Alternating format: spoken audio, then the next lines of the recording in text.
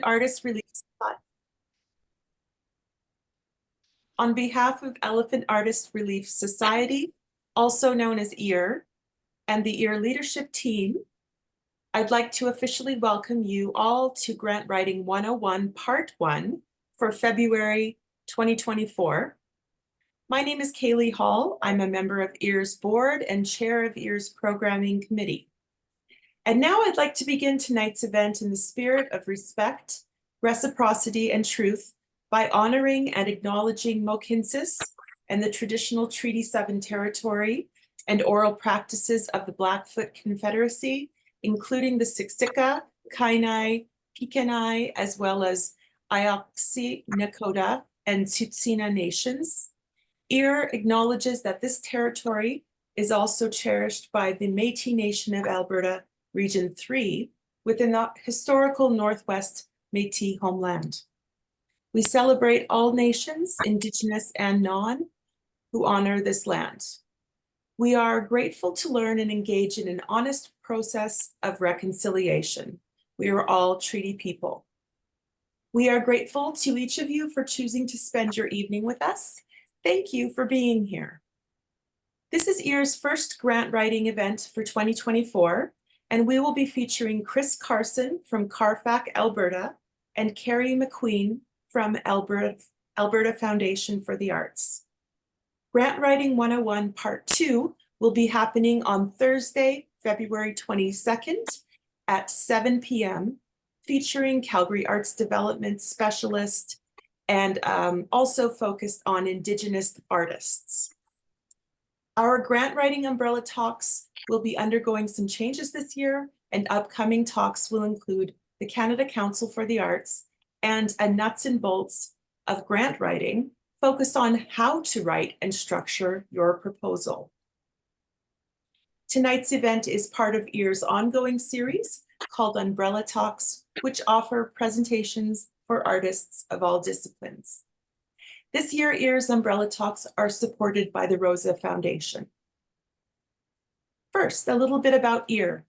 Elephant Artist Relief Society is a registered charity that provides practical resources to artists of all disciplines in Calgary and surrounding areas to help sustain their well-being and livelihood. This year, EAR celebrates 17 years of service to the arts community. EAR provides emergency financial funding to artists who are experiencing a medical or financial crisis, professional development workshops such as this one, a twice-monthly online artist meetup group on Facebook called Studio E, a wide variety of community resource information on Facebook and our website, and access to group health insurance benefits. As a charitable organization, we rely on grants, but also largely on donors, memberships, and fundraising to do much of what we do. You can help us by raising awareness about EAR, and if you can, consider becoming a member or donating online. 100% of every donation is allocated to providing emergency relief for artists in times of need. Another way we can support EAR is by purchasing a yearly EAR membership. Memberships support our administration and programming, like the event you're watching right now. So there's just a couple of last-minute housekeeping bits. Throughout the presentation, we ask that you keep your mics on mute and your video off, so there's minimal background interference. Please feel free to use the chat function to write your questions as they come up, and we will answer them in the Q&A portion of the evening after the talks. There will be no break this evening. We will go straight from Chris and Kari's presentation to the Q&A. When we get there, we will drop a link in the chat to a feedback form for you to fill out. We really appreciate any time you can devote to filling out this questionnaire, because your feedback means a lot to us, and it helps us plan future programming that is responsive to your wants and needs. During the Q&A portion, we'll address as many of your questions as we can until we end tonight at 9 p.m. So now, without further ado, I will pass you along to Carson. Enjoy the evening, everyone. Thank you very much, Kaylee, and thank you, Ear, for this opportunity. I'm just going to share my.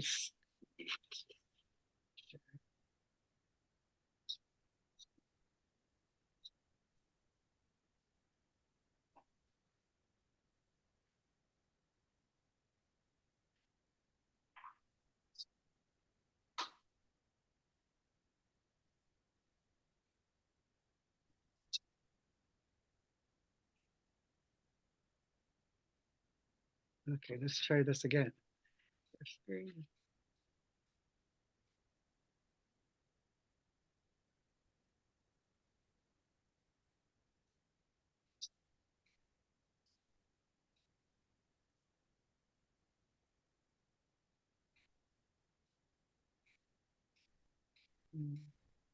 Okay, is everybody see that?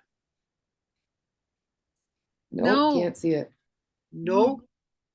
Well, that's weird. We saw it before. No. It's only because we're looking, Chris. Okay, just figuring out what's going on. I shall start. No, that's not working.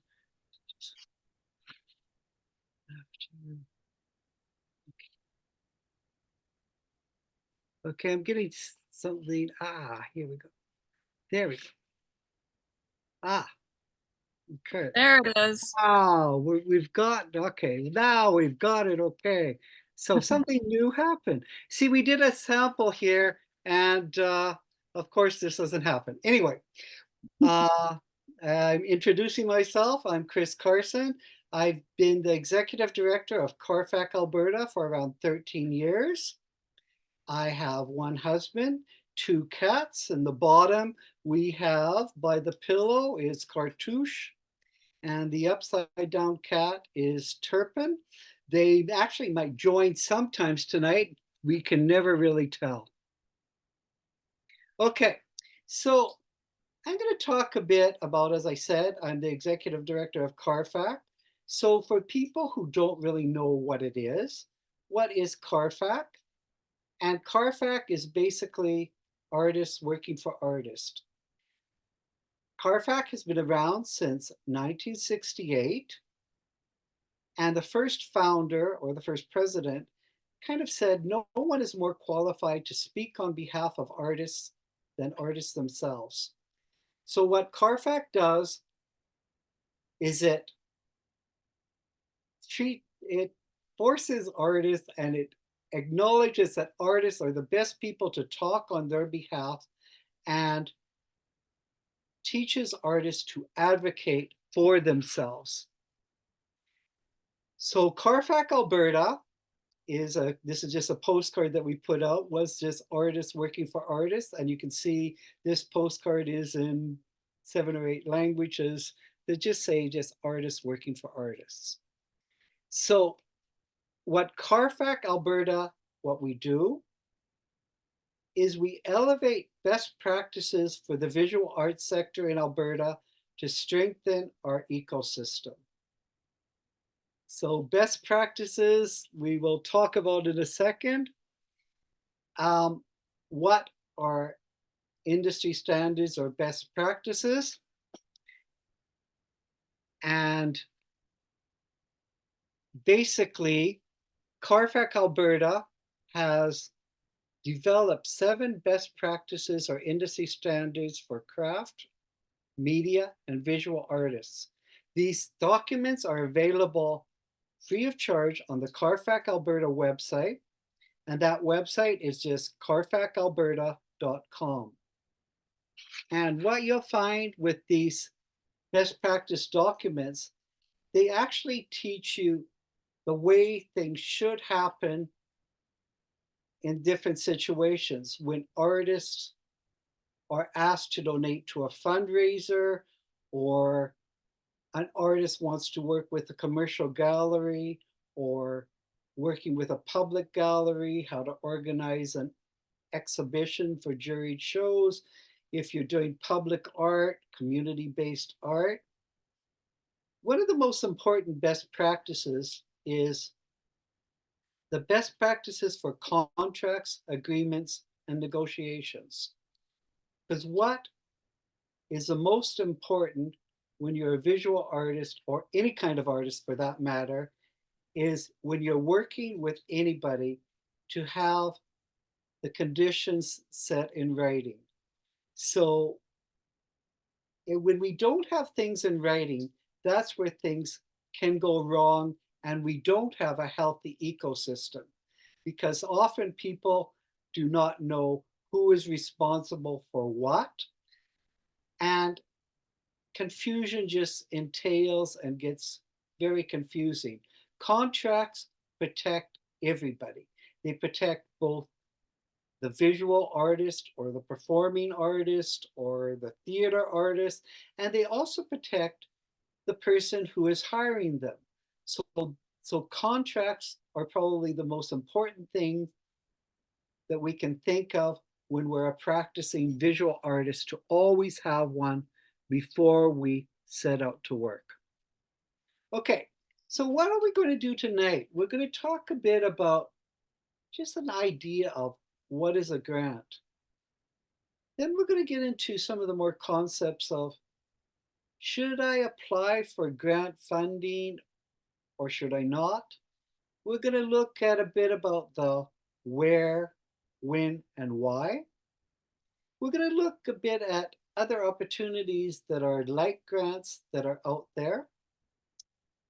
We're going to examine a few how to write a grant, some tips and pitfalls that can occur when you're writing a grant. And then we're going to look a bit about the benefits of writing a grant. So my talk is probably the kind of general talk, and Kari McQueen from the Alberta Foundation for the Arts will talk after me, and will give you kind of specifics on what the Alberta Foundation of the Arts offers and what specific things you know to apply to the Alberta Foundation for the Arts. Okay, so what is a grant and how does it work?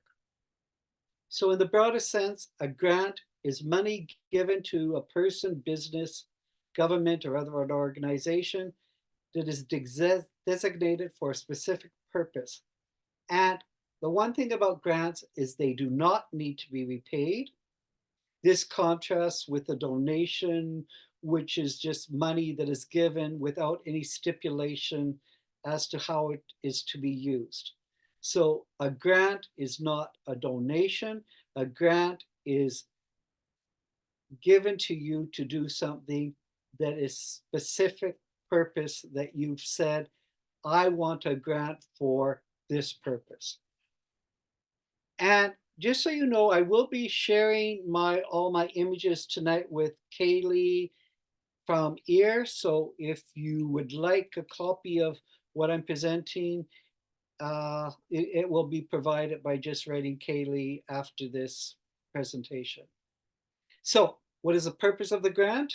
And grants are one of the government's tools for funding ideas and projects to provide the public service, stimulate the economy, and benefit the general public. And what is the grant process? The grant process follows a linear life cycle that includes creating the funding opportunity, applying for opportunity, making a grant decision, and successfully implementing the award. The specific actions along the life cycle are grouped into the main phase, pre-award phase, funding opportunities, and application review. Okay, so now the question becomes, there's grants out there. And before you decide to apply for something, you always have to think about your career. And when you're thinking about your career, your art career, which can be something that you do full-time or maybe several days a week, or maybe just when you have an opportunity, what you have to really decide is you have to begin to know yourself. You have to know what you do. And as there's so many choices in life of what we can do, you have to also know what you want to do.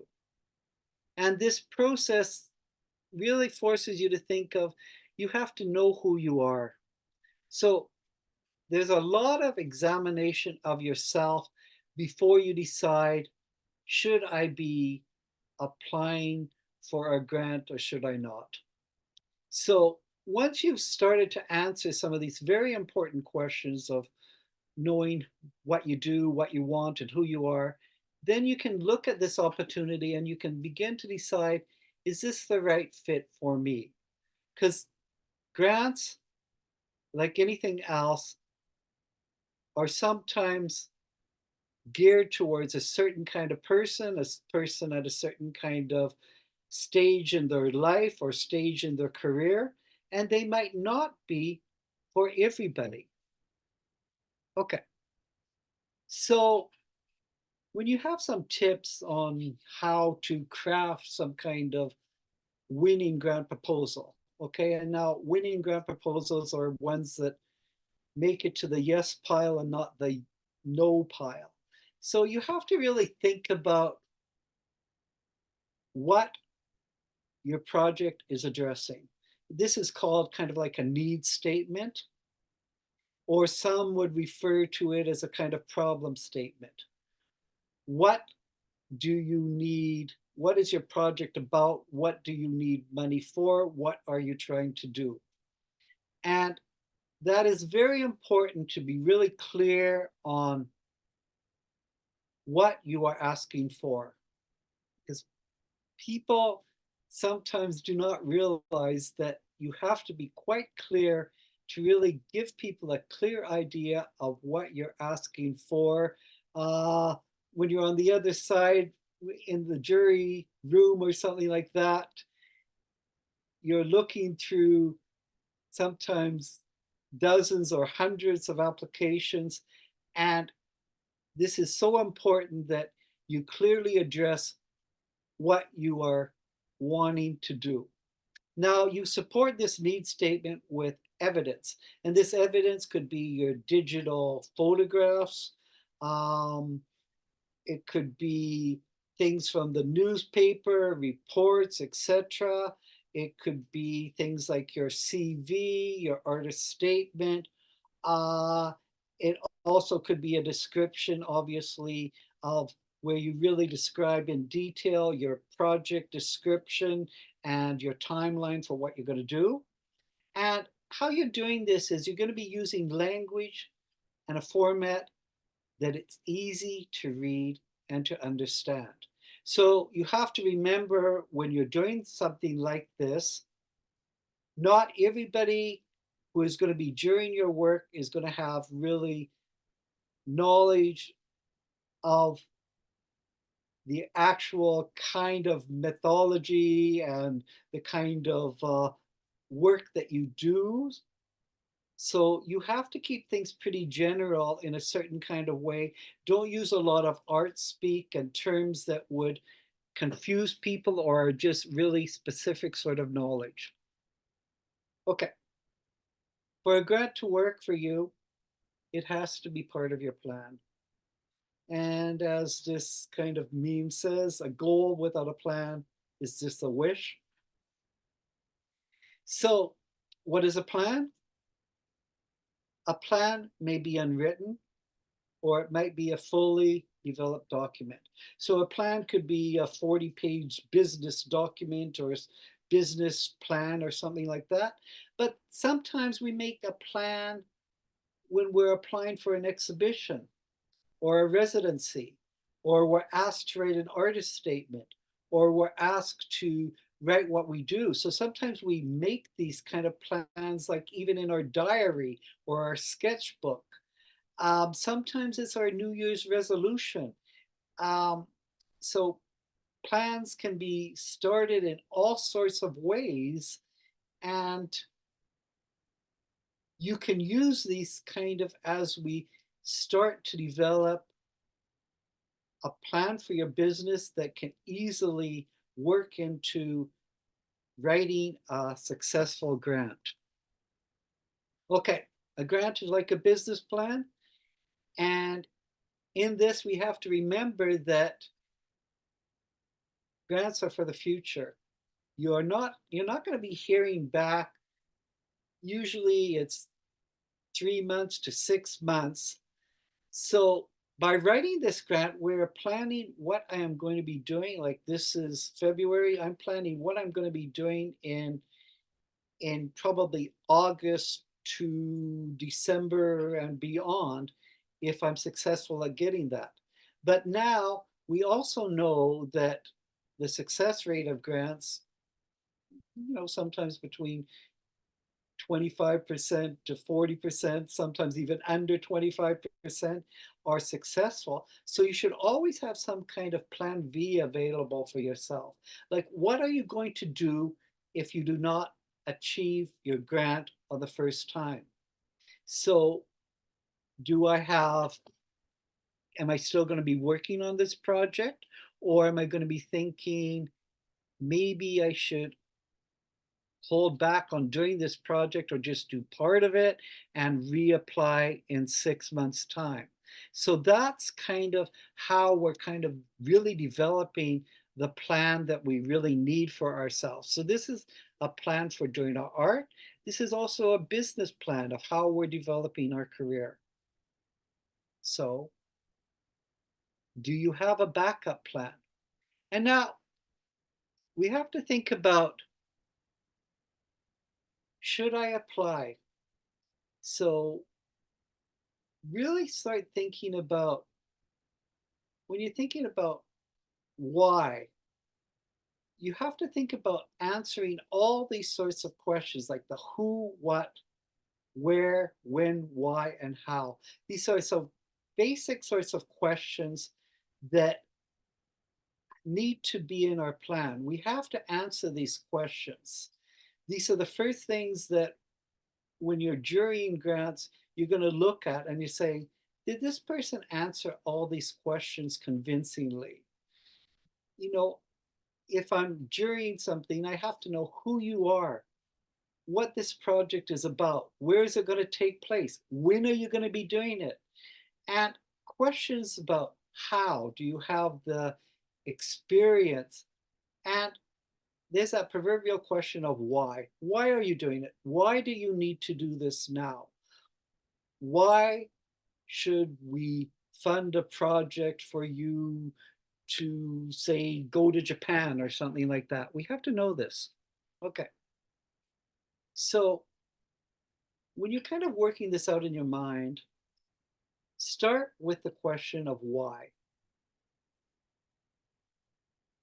And that helps you create a strong application because you'll be thinking about the benefits of the project. Now, there's 2 parts to why. Rational. Why is your project a good investment for your business or your career? Why are you seeking funding for your project? You have to know that yourself in order for you to write the answers down and convince the people that are going to be jurying your grant application. So why is it a good investment? Why is your project important? This is one thing that you have to really think about a lot so that you convince the other people who are going to be jurying you why they should invest in your project. Okay, now the other why is called opportunity cost. Now, what does that mean? Why should I write a grant? Okay, grant writing is going to take you some time to do. So there's opportunity costs involved.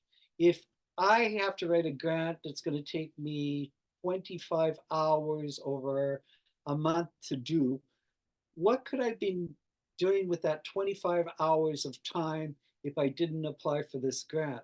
So is it going to be worth 25 hours of my time to apply for a grant when I actually might not be able to do art for a whole month because I'm going to be thinking about how to write a convincing grant and stuff like that. So it might be 25 hours of time, but it also might eat up and have a lot of my emotional energy as I'm thinking about this to actually write this convincing argument.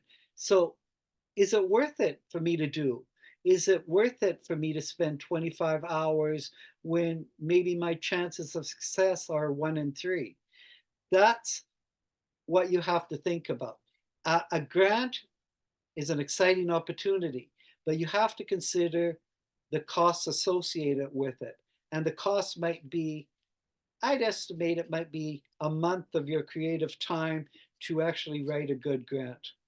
Is it worth it? Okay. Now, there's a lot of other opportunities out there that kind of are a bit like grants, but they are not really advertised. And some of these opportunities are, there are opportunities with community groups, social agencies, nonprofit organizations, university and colleges, schools, business associations. Sometimes a lot of these things might not be advertised. You might be able to go to a business association in your community and say, I think you need a mural on this wall. If you can come up with a certain kind of funding, maybe we'll work together to come up with some kind of funding from the city to fund this business association or area in the town, and you can pay me and I can do some work. So you might be able to convince people to do something that you want to do without actually involving kind of writing a grant, because you might be able to work with social agencies, business associations, sometimes even universities and colleges where you can say, I have this skill that I could come here as a artist in residence or something like that if you paid me so much for so many weeks of work. It might be something that is not ever advertised, but you might present such a good argument for them that they can consider giving you some money so you can get something done. So these are things that you kind of do yourselves, or they're DIYs, and they might be, sometimes for some people, they're a better way of working and thinking about opportunities. Okay, so as Kaylee said at the beginning, there's going to be talks that EAR is doing on grant writing, so other than the AFA, which Kari is going to be talking about later, there is Calgary Arts Development, which is going to be, the talk is going to be on February the 22nd. So what CADA offers in Calgary, but there's also the Canada Council that has a lot of opportunities for artists. And the one thing you have to think about now is that Alberta artists get far less money than they should per capita from the Canada Council. That's one thing our new Minister of Culture actually wrote to them about and said, hey, why are Alberta artists getting so little? So I think it's another place every artist should begin to explore, is whether we should be applying to the Canada Council as well. And to apply for the Canada Council, the thing to remember about that is you need to be vetted first. And so basically, you should be creating a profile at least 30 days before you want to apply. So that's one thing that I would suggest. So if you kind of look at some of their deadlines, just get a profile on there at least 30 days or 2 months beforehand, and then it gives you the opportunity to decide whether you want to apply to the Canada Council or not. Okay, so we get to the questions of, where do we find out information about grants, what grants are available, and things like that. And here, it's a kind of basic sort of idea of how we do basic research. That's why we have friends, our friends and colleagues and other artists, and will tell us what opportunities are available. We can find out information by joining an art club, an arts organization, by taking a class, using the resources at your library. You can always use the internet. Wise searches of it can kind of tell you what grant opportunities are available in Canada, in North America that you can apply for. YouTube has videos that teach everything. And remember, a lot of this, when we're doing research, you're going to have to do it yourself. I mean, there's always people you can ask for advice, but these are kind of like things that we find on our own to apply to and places where we can get money from. Okay. When I'm doing talks like this, I do probably look to the web for some information on things like this just to see what they have. And so information from the web would say that grant writing is no easy feat. You know, you have to determine why you require funding. You have to ensure your eligibility, rally community for legitimate support, which we don't usually do that if we're applying for normal grants in the arts. But researching the funding body and previous grant recipients is actually a very important thing to do, because it kind of tells us at what stage artist careers are at that are getting these awards. Be proactive about grants, set some realistic goals and ideas for your applications. A good budget always helps. Well, here you have to say budgets have to make sense that you write. You have to write your proposal with life and passion. Revise again, and revise with friends. That's so very important when you're writing any kind of grant, is to make sure that people can read it and it makes sense to them, and you're asking people for advice all the time. Successful grant writing is usually not done at the last minute. It's done with time to spare. So you submit it ahead of time. So this is just another one where, you know, keep realistic goals, review. So a lot of people say much the same thing when you're just looking at the web. Put yourself in the shoes of financier. So in other words, the people who are giving the grant, think how they're thinking when you're deciding to apply for a grant, or what makes a good grant. Okay. Now, sometimes we're doing a lot more grants where there's a real word count involved. And so I've been looking at things like that in my own writing when I write grants, and how to deal with the word count on applications. And these are just some suggestions that they say, you know, you delete words like the, erase that. You remove a lot of adjectives and adverbs. You know, words like this is very necessary for my career. We don't really need that. Use shorter words. You trim your phrases down. Really choose an active voice. You eliminate conjunctions like and but and things like that. And some of these actually do work quite well when you're actually to tighten up your text is it's very important. Okay. And how to deal with the word count again. Look for redundancies in your argument.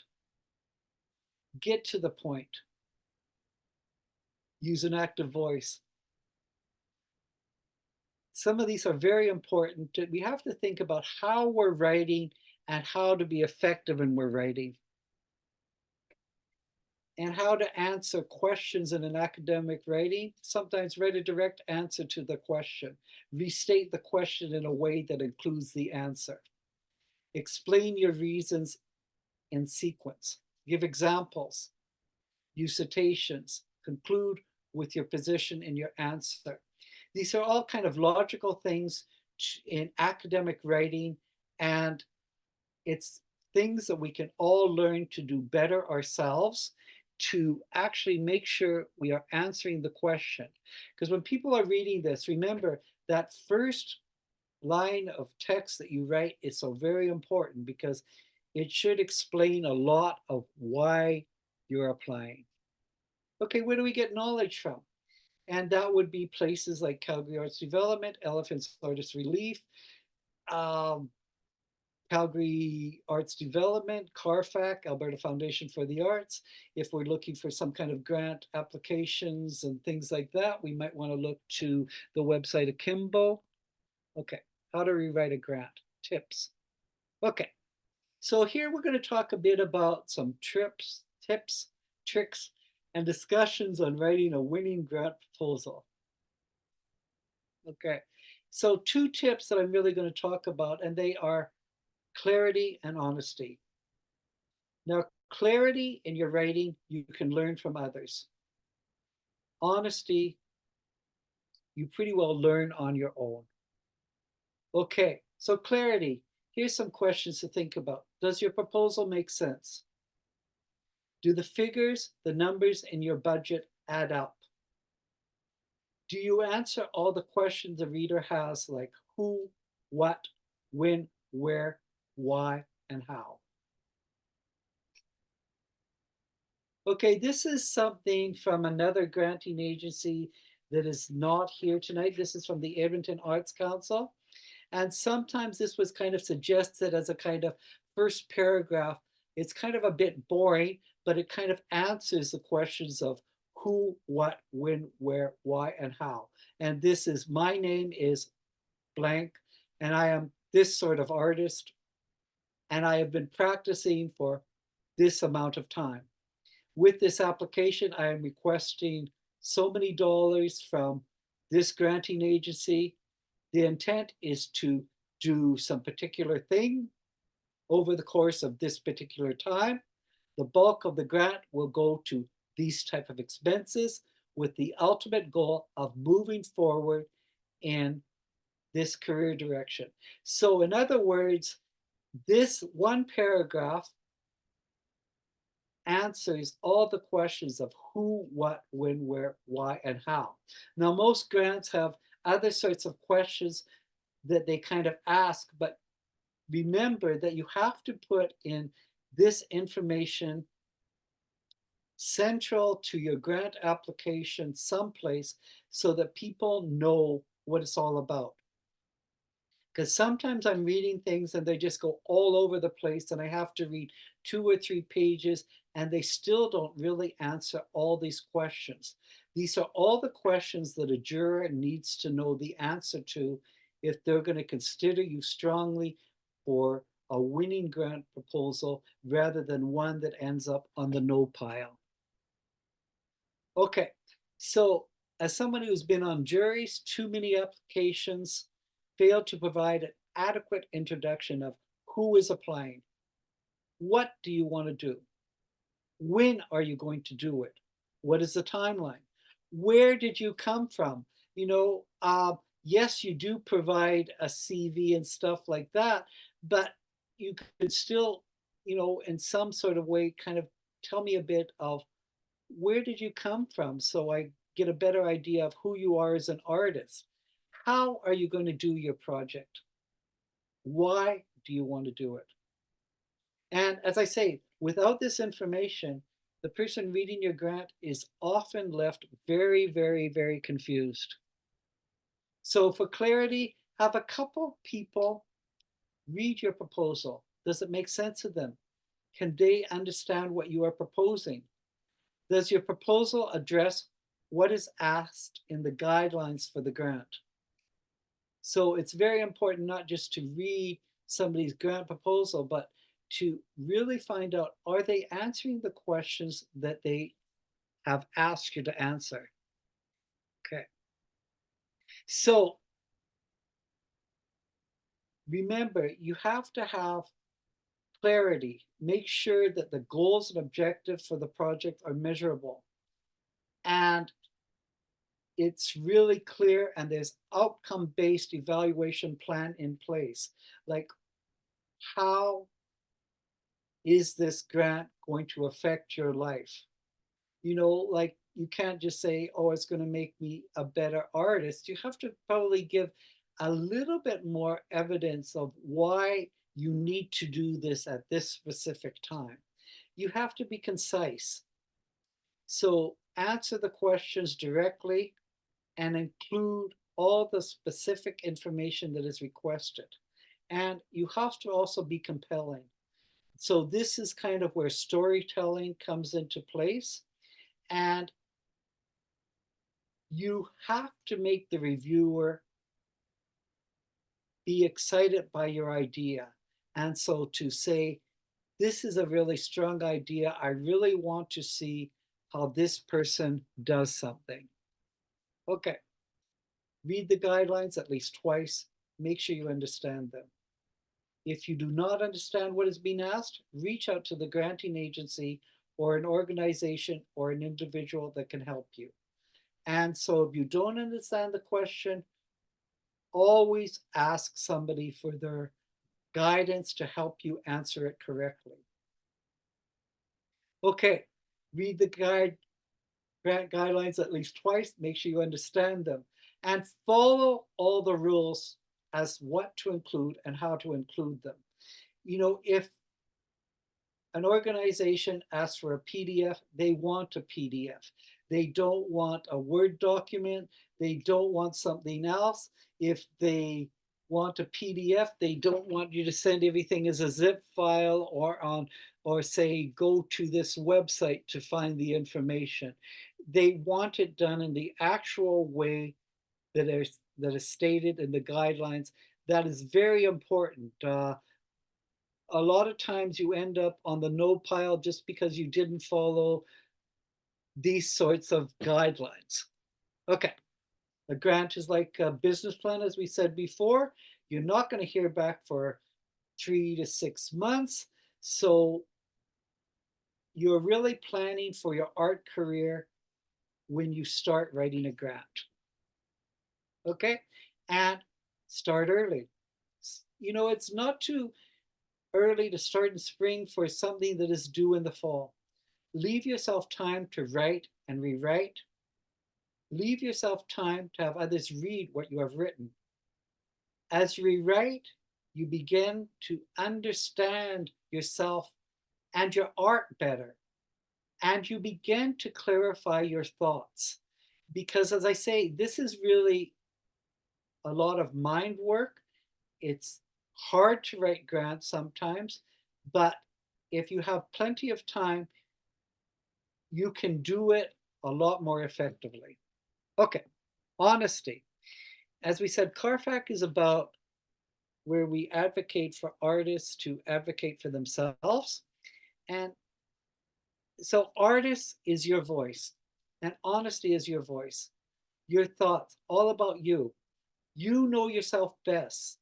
And a winning grant proposal should be written by you in a certain kind of way. You do you. You're the ones who really knows your story. Okay. Honesty is also about doing the research, so you'll be able to create a project and budget that makes sense. Red flags are raised about unrealistic budget figures and unrealistic goals and timelines. So you have to be honest with what you're doing. You have to be honest with the kind of goals that you're creating for yourself and the timelines. Remember, you need to convince a jury when you're writing a grant. So think about it. Are you really being honest? Honesty involves being aware of who you are, what you want and need, and being aware of where you are in your art career. So sometimes, you know, you get people who see some kind of opportunity out there and they don't do enough research on what the opportunity is for. So, you know, you sometimes get an emerging artist to ask somebody to nominate them for a SOBI Art Award that only goes to people who have had major shows in major galleries across Canada. And that's who kind of wins this award. So you have to be self-aware of who you are and who is actually winning these awards and who is getting these grants that you're applying for. Is it for somebody at your level of career? Are you really being honest with yourself? So do your research. Be aware of what the grant and opportunity is for. And we have to remember that not every opportunity is suited for everybody. Who is the intended audience? And ask yourself, are you a good fit before you apply? Because remember, your grant that you're applying for is going to take you hours of your time to do. Do you want to spend 25 hours applying for something that you have very, very little chance of getting? That's something that you have to think about. So always answer the questions: who, what, when, where, why, and how.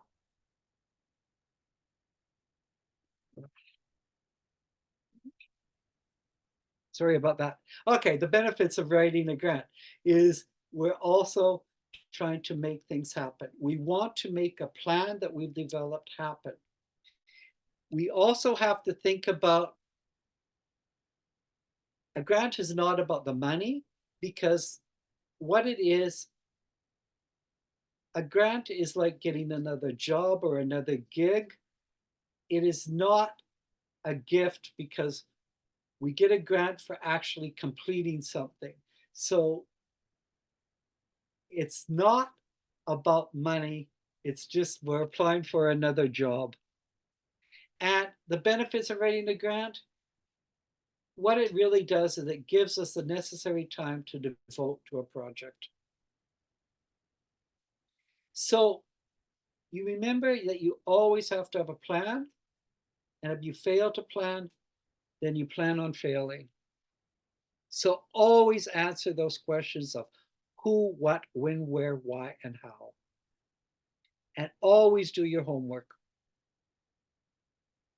And I'd like to basically thank you. I probably went a few minutes over the time, but I'm going to really stop sharing now. And thank you very much. And I'll be available for any kinds of questions after Kari speaks.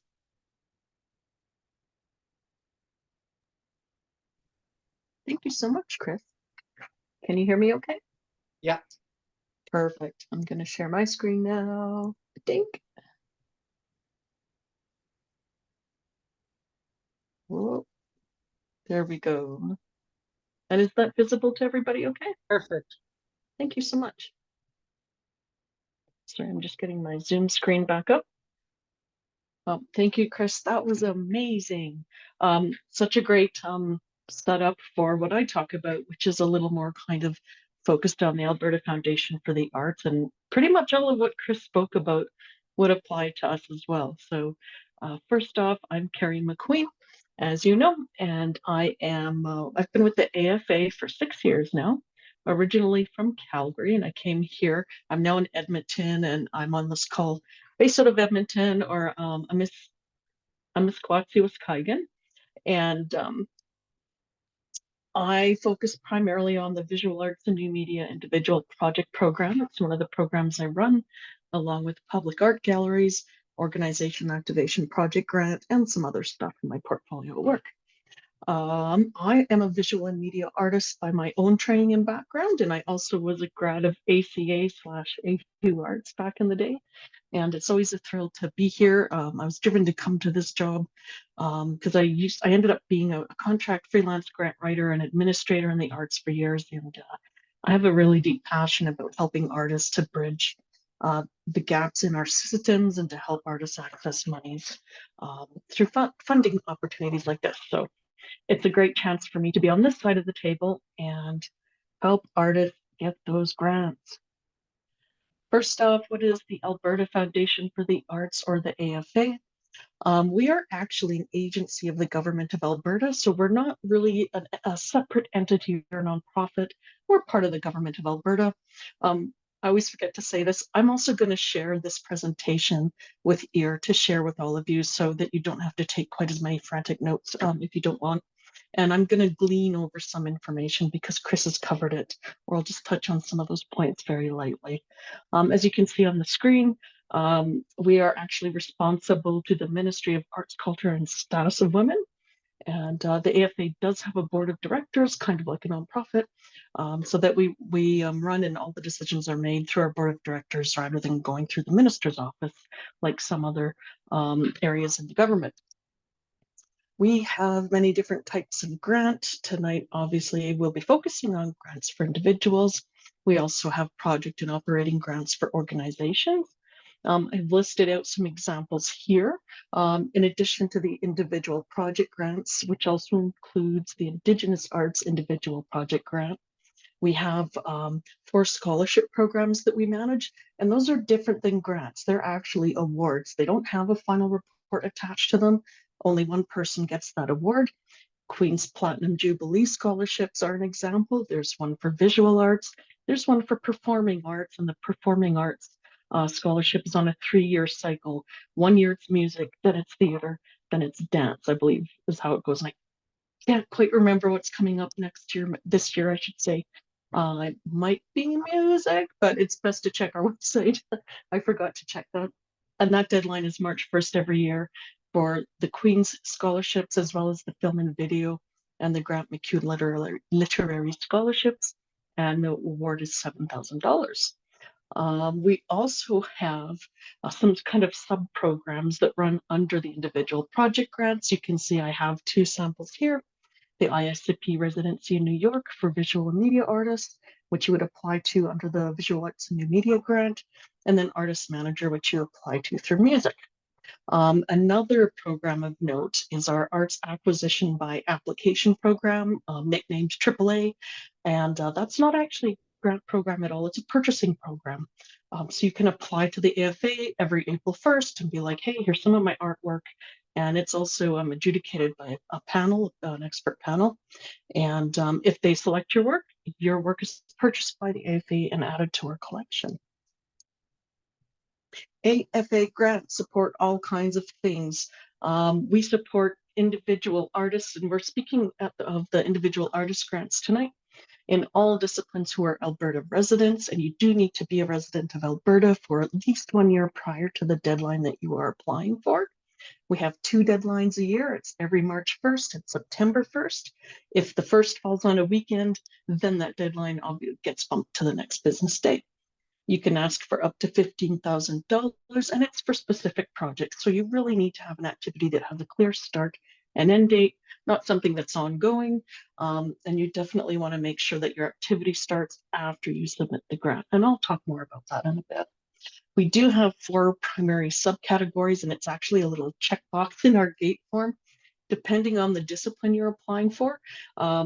Some disciplines like music, you are allowed to only apply for, say, marketing, because budgets tend to be quite large quickly. Say with music production, film's another example, where those consultants prefer you apply for a specific phase of your project.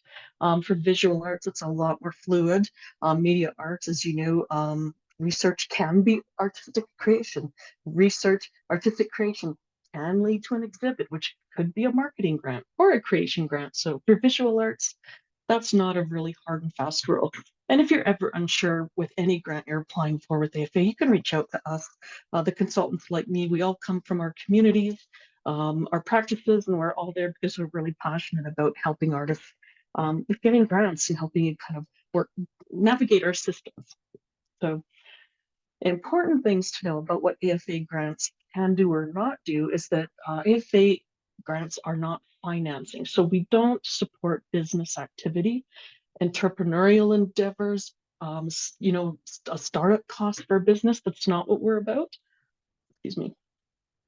So those are the things to think about, is if you want to get a business started, AFA is not the place for you. If you are an artist that straddles the world of independent artistic creation all the way over to the business side of it, that's okay, because as we know, there's a lot of that kind of bridging. So there's a lot of ways you can kind of work the system in a way that's not breaking the rule.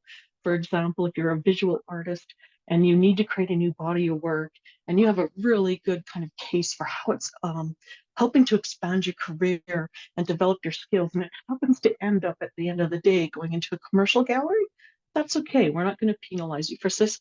Same if you are working in a traditional art form, beading, moose hide tanning, any of those, and you're like, I'm going to be doing this, but I do want to take it to, say, that Christmas market down there and sell it. You can still potentially apply for the creation aspect of that, because arguably there's really great kind of link to skill building, getting your name out there, connecting with community. So there's all kinds of ways that you can work that. And as such, our grants are intended to be flexible enough to support artists and creators in all kinds of ways. Grants in general in Canada are typically taxable income, so this is really good to know about. Many funders like CADA and Canada Council will issue T4As for the government. AFA does not, but when in doubt, always keep your notification letter and a check stub if it's paid by check, because CRA will accept that as proof of your revenue, so to speak. AFA is also available to artists at all stages in their career, even underage artists. So we're one of the few funders, I think, unless it's changing, that will allow someone underage to apply. And this is especially important in dance practices. Say ballet dancers may start training at 10 or earlier or later, so their parents will help them to apply for grants. And in that case, of course, we have a legal signatory sign on to that grant on behalf of an underage applicant. AFA grants do not support non-Alberta residents, and this is important to know if you are an artist that collaborates with others a lot, especially if you're collaborating nationally or internationally. AFA has a really critical kind of definition of a principal artist. If your collaborator is a principal artist, meaning that they have financial and creative or creative ownership of that, that is a principal. And if they're out of province, it's not going to be eligible. Because they have skin in the game creatively. If you're contracting someone as a technician who's out of province, that's not going to impact you negatively because you still have creative control. You're hiring someone to fill a need in your creative vision. So there's some shades of gray there. So when you're in doubt ever, always reach out to us with questions about collaborators, because it's a real shame when you see the odd person doesn't reach out and they get bumped out because of that. We do try to reach out before automatically saying you're not eligible, to say, hey, this is the issue. Do you have a different principle that you can use instead that's in Alberta? So we try to work that out through the eligibility review to see if there's options to allow that project to still move forward. Recreational training projects, like say at your City of Calgary Arts Centre, are not eligible.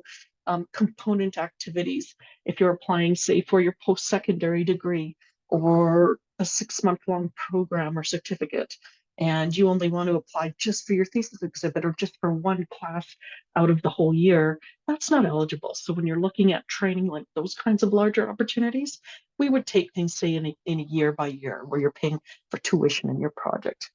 Applied arts or commercial arts are not eligible. The examples on screen: gaming, architecture, podcasting is frequently not eligible. We're getting that one cropping up a lot because that's technically a broadcast activity. Now, that being said, there are media artists who use some of these technologies and practices as part of their creative practice, and that might be eligible. Because again, when there's a visual or media artist or another practitioner bending and working with all of those tools, if it's a tool, it may still be eligible. If it's a broadcast only and they're using a tool for something that's not technically creative, may not be eligible. There's, again, lots of gray areas, which is kind of really neat because that just means artists are really pushing the boundaries as usual.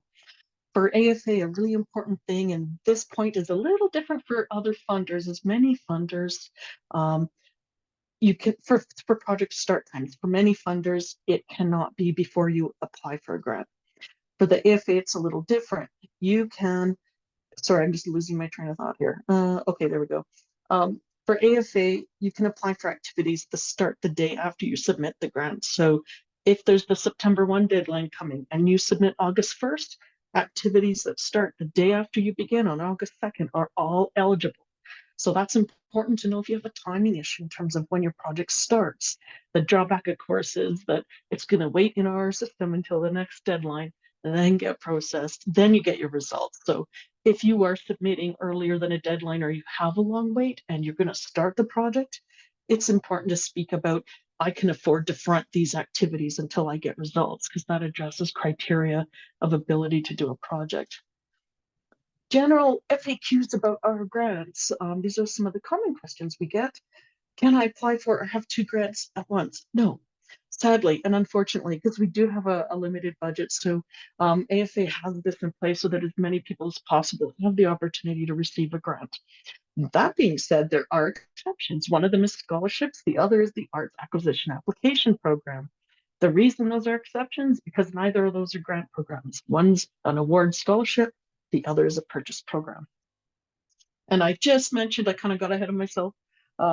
If the project starts before the deadline, I had just spoken to that. As long as it starts the date after you submit the grant itself, those expenses and activities are fine. And again, we don't support cultural industry and commercial arts, and that's because the Alberta government does have a cultural industry side with funding opportunities there. In general, the AFA does not accept additional material after deadline because we want to keep the playing field fair and transparent. We say on our website, this is how we do things. We want to make sure that everybody is getting that same treatment. And the only exception is, say you have applied for an MFA program or an artist residency or some other kind of activity like that, and the notification that you get in arrives after deadline. We do accept those because we have no control over when that happens. And of course, it also just adds to the ability for the panelists to be like, oh, they did get in, great. We do have reports at the end of our grant. And again, the scholarships and art acquisition program do not have reports because they're not grants. And Chris addressed a lot of this really wonderfully, and thank you, Chris. It's really great. I'm not going to go as deep as he did because he covered so many awesome things, I think, that are really awesome. If you want a grant, people call us, they email us, they want a grant. And I often will say, hey, what is it that you're looking for? And this is the answer I always get. It's the answer I always used to give when I was writing grants. What do you need? I need money. Things cost so much, especially now. And that's kind of a red herring. As Chris mentioned, money's a tool. It's not your goal. Your goal is whatever it is that you want to do for the project. Your money, this potential grant, is the tool to help you reach your goals.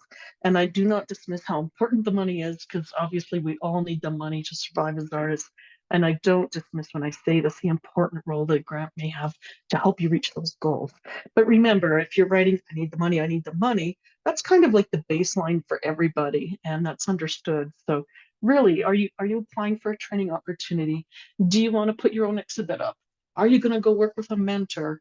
It can be anything. And I think one of the strengths with a lot of funding opportunities, at least for public funding like AFA, is that you get to kind of set what the project is. AFA doesn't tell you what it is you can or can't do other than the eligibility stuff, but you get to decide, how long is the project going to be? What are you going to do? What do you hope the outcomes will be? That's all on your plate to do. And as Chris mentioned, sometimes that can make writing a grant a bit of a challenge because you have to know those answers in your own mind about your own goals. And the act of writing or speaking, if you're more comfortable with that, really help to clarify those things or to help you spot kind of the gaps in your understanding of what you want. For the AFA, we have kind of 3 primary grant components. We have the detailed project description, a budget, and support materials. They work together to kind of tell a whole cohesive story about your project. So they should kind of speak to, address, and support each other. So if grant writing is new to you, it's kind of like the written portion, it's kind of like storytelling a little bit. It's a narrative. It's the 5 W's. What do you want to do? Who are you? It's your tool to talk to that panel or the jury and say, here, we think this is the project I'm going to work on. This is why this is important to me. This is how it will help me advance my career or build my skills or build community connections or whatever your goals are. Budget, of course, tells the number story of your activity, and that should support the narrative or the story part of the grant. So make sure that your budget reflects what it is you're doing. Very rarely, but every now and again, we'll get a grant where they'll say, I'm doing this activity here. and you get to the budget and someone wants they'd had travel costs, but had no mention of travel in the description, then it was probably an honest error in forgetting to delete or add something on either side. But that really confused the panel. They were like, we like this, but can we give them a grant and just say you can't use the travel stuff? Or, and I can't remember what their decision was at the end of the day, but it definitely did impact their ability to feel confident in that applicant's project. Now, support materials are really helpful, and I really think the most common thing I see, and that I've did in my own grants, I think too, is support materials are really super helpful to help the panel get the bigger picture of what it is that you're asking for. These can be things like letters of support. If you have a collaborator or a program or somebody you might be working with, even if it's not locked down yet, but you have interest, get an email from them saying, yeah, I'm just confirming I'm interested in working with you, even if it's not locked down. Those help the panel see that you have done your homework, or that you're at least thinking about, here's some potentials for if I get this grant. Because the reality is sometimes you can't lock things down until you get the grant in hand. And panelists understand that too, if that's the case for you. Quotes are amazing too. If you're going to be spending on things like hiring a technician, booking a flight, whatever that might be, get a quote if you can, or leave a note in the budget saying, I looked at Expedia on this day, blah, blah, blah. Then again, that speaks to ability to do the project, because it looks like you're starting to do the homework to figure out the details. Now, for the detailed project description, for the AFA, I like to jokingly say assessment criteria are the windows to the expert panel soul, or the panel soul. And that's because when we have a panel evaluating grants, you'll see when you go to our guidelines on the website, there is a page that says, did I leave it up? Maybe I did. How will this application be assessed? And those criteria that you see under that are the exact same criteria that the panel uses as their filters in essence. So we don't like change it up or slip something in under the hood when nobody's looking. What you see is what you get. So I've got examples on the page here. Impact on you and or the genre in Alberta. And remember, if you're like, oh my goodness, I'm just making art in my studio for 6 months, I'm not sure that it's going to impact the genre because I don't have plans for it yet after. That's okay. That can be a spectrum sometimes. Maybe sometimes it's going to impact more one of that than the other, maybe both. Artistic, educational, or promotional merit. And again, your project's probably not going to hit all three. Educational merit, for example, if you're taking a Master's of Fine Art program, an MFA speaks for itself in terms of merit. Promotional merit could be you have your first solo exhibition. Obviously, that would be really high merit, especially if it's your first solo ever, or maybe it's a first solo that's outside of your home province. Artistic merit could be working with a mentor. It could be taking coursework to build skill. And what those activities are defined by you. The criteria that I think is really important that a lot of these moving parts of the grant kind of boil down to also is your ability to complete the project. And when Chris talks sometimes about feeling confused when there wasn't specifics enough in an application, that's often what it ends up kind of hurting in a sense, is the ability to complete the project. Example, say you're a painter and you apply to do glasswork, you're going to start blowing glass. Do you have support items in there and information that tells the panel you have the support you need to make that transition to a new medium? Example, are you taking coursework at a glass studio? Do you have a mentor to work with? If you don't include those two pieces of information, they might be skeptical that you have the ability to make that transition. So that's a concrete way to kind of show how that can work. Budget appropriateness, again, there's sometimes I think sometimes people believe there's a bit of a myth about grants. If I apply for less money, it's going to increase my chance of getting the grant. That's not necessarily true, because you need to ask for what you need. If you apply for a project this big and your budget's this big, the panel might go, yike, I think that they're not going to be able to do all of that with the little amount of money they're asking. So as Chris mentioned, being really pragmatic is the key. Be realistic. What do you need to succeed with your project? If it's a $15,000 project, ask for $15,000. And the last point here, this is particularly tied to our Indigenous Arts Individual Project Grant, but I would encourage anybody working with Indigenous communities or with any cultural community that is not your own to make sure that you have a connection with that cultural community. And if you don't, make sure you're following any proper processes or protocols that are in place in those communities as well. Now the project grant budget, I'm actually going to, I'll talk about this a little bit and then I'm going to show you GATE. I have that, hopefully that it hasn't bounced me out yet. I'll show you a budget in GATE because it's a little easier to talk about it if you can see the budget. You know what? I think that all of this actually, Chris, you and I covered together. Yay! So I'm just going to make sure GATE didn't bounce me out. Yay! Okay, so this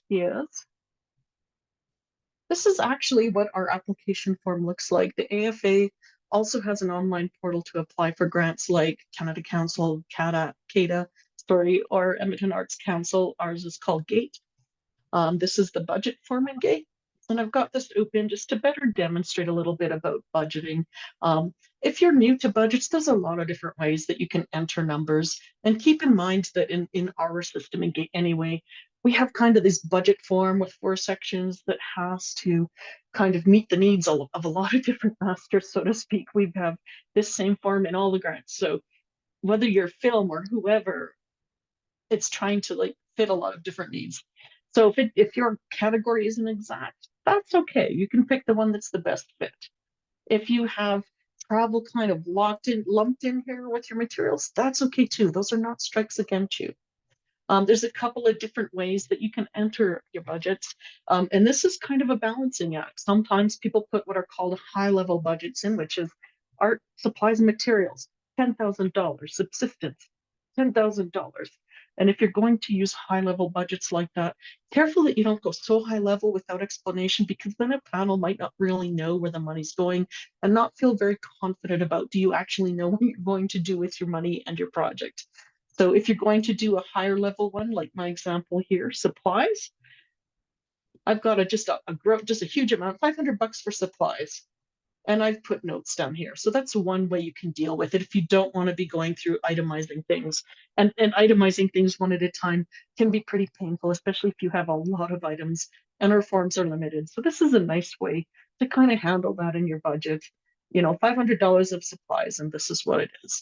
So you're defining it so that the panel understands, but you're not spending hours when you don't need to as well. And of course, you can itemize things too. For example, 2 moose hides, $1,500 each. And you'll notice the GATE automatically calculates for you. That's why it's grayed out. You can't enter there. Other than materials and supplies, which are eligible, that can be things like all of the examples here. It could also be things like equipment rental. There are some capital items that you can't apply for, and what capital items are, as they are things that have use beyond a project. And my private joke to myself is capital items are the things we all technically really want to spend the money on, which is like computers, lights, cameras, renovating the studios. None of those kinds of things are eligible. So it's kept to project costs only, because we're funding a project, not your kind of the bigger picture life around that project, if you could think of it that way. There are, again, gray areas, especially for media artists, maybe working in film or with technology. For example, hard drives aren't eligible as a project cost, because with a digital art form, it can't exist without that hard drive. So you can think of the hard drive like a canvas and a stretcher, so to speak. There's sometimes exceptions for things like projectors or monitors. Those are typically capital expenses, but if you have an installation work as a media artist that requires you to ship 5 monitors around the country along with a computer and all the gear, renting equipment at different spaces is probably not viable, especially if everything is calibrated a certain way. And if you can argue a case that you're like, this equipment, it's a package, and if this show travels, this gear all travels. If my art is collected by an institution, the gear goes with everything. That could then be argued as a project expense. You can also see here that I put in some examples here. Production, you can parse out this budget in any of these ways. Equipment rentals, hiring technicians or support or help is where hard drives, things like permits, any kind of reasonable cost to do the project. We also support subsistence, and the amount and the items that we support under subsistence may be different than Canada Council. For example, I think last I heard they have a $2,000 maximum for subsistence, or $500 a week, I think is how they structure it. ours is $3,000 a month maximum. That can include childcare, mortgage, rent, groceries, and for the AFA specifically, we also have a category called artist fees. This is not for you to pay yourself a salary, because that's for you to hire someone to do something for you. Artist fees for your technician, someone to help you mount the show. Say you're going to contract an artist to help you paint a mural. That's where artist fees might come in. Or say if you're a musician and you're a musician and you need some session musicians to come in and play as part of a band for a recording. The session musicians are artist fees. And the reason we discourage paying yourself a salary is because a salary is a middleman to pay the bills. So for AFA, it keeps it clear that subsistence is to pay the bills and project expenses are in addition to that. So it's not one or the other, it's both. And lastly, also too, honoraria are definitely eligible. Elder honoraria, gifts and tobacco if you're working with Indigenous communities, things for protocol are eligible. Travel is eligible. The prices I have here, I should mention, I've totally made them up, so I haven't actually gotten quotes or anything. And if you're traveling, things like your flight, your bus, your car, your mileage, hotel, those are eligible. And if you're traveling, remember to include your per diem. That's a stipend of money to eat every day while you're away, because you got to eat too. So with our gate form, really lucky. I'm sorry, this is probably small. It doesn't get big easily without falling off the page. It will automatically calculate things for you as long as you scroll to the bottom to click save. If you don't click save, it won't auto calculate because gate is very 2006. It's an old system. So it's super stable, and once you click save, it's awesome, but you gotta click save all the time. So that's a gate quirk you should know about if you apply to AFA. The other side of the gate budget, your grant budget, is revenue. Now in our form, there's different kinds of revenues Chris mentioned too. There's the revenue, which is the grant you're applying for with us. That's the AFA grant. In our form, that's actually built right in. So you don't have to enter that in the budget at all. But if you have other revenue, you can put that on this side. If you don't have other revenue, things like your savings, another grant, maybe a donation, if you don't have those things, that's okay. The only time having a revenue in here is really critical is if your expense budget is actually bigger than a $15,000 AFA grant, because if it is, oh, that's interesting. I just had a gate glitch. If it is over 15,000, usually there's this red text that comes up and it kind of yells at you and says, hey, that grant's too much money. It has to be $15,000. So I'm kind of tickled that we had a glitch during our thing here. So that's kind of fun. So anyway, this gives you a sense of how the budget works in GATE and a little bit about a budget. And one important thing to think about too, I get this question a lot. I'm applying for another grant for this project. Do I include that in my revenue here? Now, if you are applying for 2 grants for the same project and it's not above the AFA grant, I'd say no, you're just being smart and applying for 2 different funders in hopes you get 1 grant. If you get both grants, then you're in the enviable position of turning 1 down.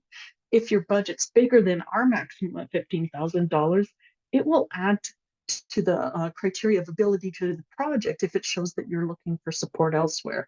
So say it's a $15,000 grant you're applying for us for, but it's a $20,000 project. That means that you've got $5,000 you need to hunt down somewhere else. It might be your savings, it might be another grant. Okay, how is my time? There we go. And here's some examples on screen again. I think we covered most of it. Visual artists as well, documentation is eligible. Creating, prepping work for exhibit is eligible, i.e. framing, stuff like that. Catalogs, essays, marketing expenses are eligible. Oh, an important note about ineligible. Expenses, I didn't really give you a hard list of those. Some of the common things that are not eligible, other than the capital items I mentioned. Publication is not eligible. So if you are producing a book, the graphic design and the printing of the book is not eligible because it falls under cultural industry. Things like the editor's fee, your subsistence as a writer, Say you need to document artworks to put in the book or pay people to use their images, all of those kinds of things are eligible. For music, this is kind of a similar thing. Pressing CDs is not eligible. That's a commercial activity linked to cultural industries. Producing the album is eligible, recording sessions and so forth. So those are some examples of ineligibles there. For support materials, images, video, or audio are super helpful depending on your art practice. And make sure that when you're submitting, especially visual material, put one image to the page if you can. We'll sometimes get people who over design it, and then they have these little images, and then you can't really see the artwork. So however you choose to display a visual image within that document, make sure it's easy to see, because that's really what you're showcasing is your art, not the elements around the art. You want to make it easy for the panel to see what it is you're sharing. And Chris mentioned that please to submit your materials in the format requested. His example was a PDF. And that's a really good point to reinforce for AFA, because many funders will accept web links as part of their support material, but AFA does not. So if you've got a video or something, you can't send us a link and go, hey, here's all my stuff. And we're not going to go online and retrieve it or send the links around to the panel. We won't take it out of your application if you put it in. But the panel often does not choose to start clicking on links and looking at things online because they don't have time to do that extra research. They could be doing anywhere upwards of 200 applications per deadline. So you want to make it really easy for them to see your information. I mentioned most all of these. And Chris had a great example about doing murals on buildings. You can actually, as an artist, commission to say paint a mural is an easy example. Apply for a grant to do that commission, but only for your expenses. You cannot apply through this program for individuals as a backdoor way to hand money over to an organization. We'll be like, no, that's for artists, not for organizations. But if an organization, community league comes to you and says, hey, we have $500, we want you to do this mural, and 500 is not enough, you can accept that as a fee for it and then apply to the AFA for materials and supplies. Maybe you're going to throw some subsistence in there if it's a 2-month-long project, maybe documentation because you want to have a record of it, so on and so forth. So as Chris mentioned, there's some really creative ways to kind of find how can you use this grant to the best of your ability. And in general, if you're trying to apply for a funding opportunity, and as you're writing and sorting out how you're going to phrase that project, don't turn yourself into a super pretzel to try to do it. If you're turning into a pretzel to make your project fit, it might not be a good fit. And as Chris mentioned, really look at, is this funding opportunity the one for you? Here's just some more general information. As for Canada Council, some other funders maybe, you do need to reach out to us. At least 5 business days is what we advertise prior to a deadline to get your account for GATE. I recommend highly it's at least 2 weeks, because the closer to deadline we get, the busier it gets, and the GATE registrar takes the emails in the order they come in. We do not accept applications that are late, and I kid you not, it is specific. 11:59 p.m. on the day of the deadline. So the night of that deadline, 11:50 p.m. is the hard cutoff. And remember that you're learning more than one thing. You're not just working on your grant and figuring out how you want to present that and hand it off. You're also learning a GATE system, our online system. If you've not worked in it before, give yourself time to play around in it. You can't break it. Push buttons. If you get stuck, something happens, it freezes. That's what we're here for. And we're very happy to help you navigate that system in addition to questions about your grant. And Chris mentioned, if possible, sometimes it happens because you don't learn about opportunities till the last minute that are confirmed. Try to give yourself at least 3 weeks to write a grant. It is so much nicer when you don't have the extra stress of not quite enough time, especially because life happens. And we know that. AFA does have our grant decisions made by panelists. Staff like me do not make decisions about grants. So the assessment, as I had commented earlier, is based on the criteria points as shown on our website. And our panelists first get access to grants in the GATE system a month before we meet, 3 to 4 weeks before we meet. And they look first at each application on its own in the context of you, for you, in its own. When we get together in the meeting, we then start to look at them all within the context of each other as well, because it is a competitive process. They do use those criteria that I showed you from our website to evaluate those.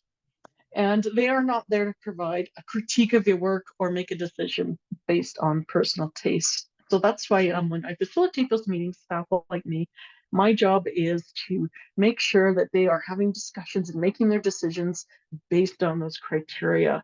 And staff like me too, we do not have an opinion in that room about any application, and we cannot provide any additional information other than what's in the application. So our personal bias or voice is not in that discussion, which I think is a real strength of the system. We also have a different panel for every single application deadline. And if you're interested in being a panelist, we'd love to have you. We're always looking for new people. It's really important to have a huge array of voices, ages, experiences, people from different regions, different backgrounds. We really need that to have proper representation of all that's going on in Alberta as much as we can. All of our panel recommendations are approved by the AFA's board of directors. And after that happens, successful applicants do get a formal letter emailed indicating your grant amount and the conditions of the grant as well. Unsuccessful applicants everybody gets notifications in Gate, including unsuccessful applicants. We do have kind of a third category, like a waiting list, which happens frequently because the expert panel, their job is to say, here's who's successful, here's who is not. Then it is listed in a ranked order, 1, 2, 3, 4, 5, and so on.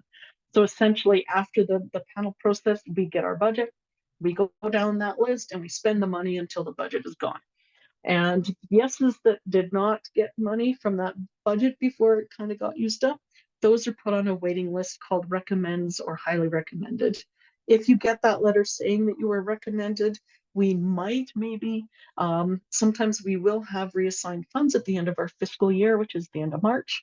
And if that happens, sometimes we'll be reaching out to say, hey, can you still do the project or did you do it? And you might still get that grant money, but that does not happen a lot. So it's never good to bank on that. And it takes about 4 months to get your notification. It's a long time from your side of the table. It's a really long time. And we definitely understand that. From our side, it's hit the ground running the second the deadline crosses the finish line. So the first thing we do, the first 3 to 4 weeks, depending on how many grants we review, my job is to review for eligibility, just the dry points. Are they Alberta residents? Did the project start after they submitted? Those kind of really dry criteria points. And then it goes to the panelists. Once we get our panelists in place, they have 3 to 4 weeks to read. Then we have our meeting. Then the next board meeting is when it's approved. And literally the morning after that board meeting, we're all ready to hit the go button and get the process of notifications going. So it's a fast process from our side, even though it's a very long one from your side. Final reports. These are the things that nobody likes to do. Final reports are kind of the thing we all wish didn't exist, I think, as people getting grants. But they're actually an important part of the process for AFA.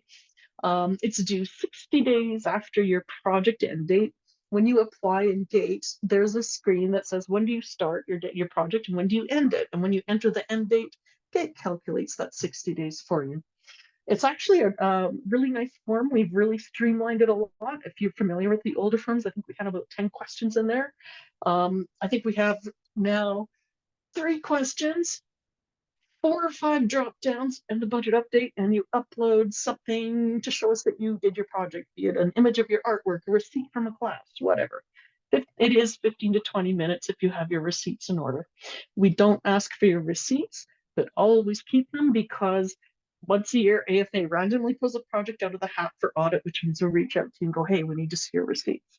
And the reason we are strict about reporting and why we need to have it is because AFA also gets audited every year, because we are stewards of public funding, so that the government wants to make sure that we're spending the money appropriately too. So that's why we have reporting in place. And the best part for me as staff is it's really exciting to see what people did with their projects. So like on a personal level, I do enjoy seeing the outcomes for people. Before I go to the stats with reports, with projects, I didn't touch a lot about the 5 W's, the who, what, when, where, why, because Chris was very thorough. But that's basically the thing: who, what, when, where, why. You use your numbers to tell that story. You use your text in your narrative to tell that story.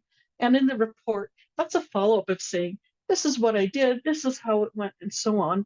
And just also to reassure, sometimes things shift and change in a project. Maybe sometimes life happens and you can't finish on time. Stuff like that happens. AFA does have processes in place. One of them is called an extension request. If you're like, oh my God, I need 6 more months, you can ask for that. We'll allow that once. And sometimes, say you have a medical crisis in your family or something, one of your key players in your project suddenly can't be involved, you can also ask us for a change request.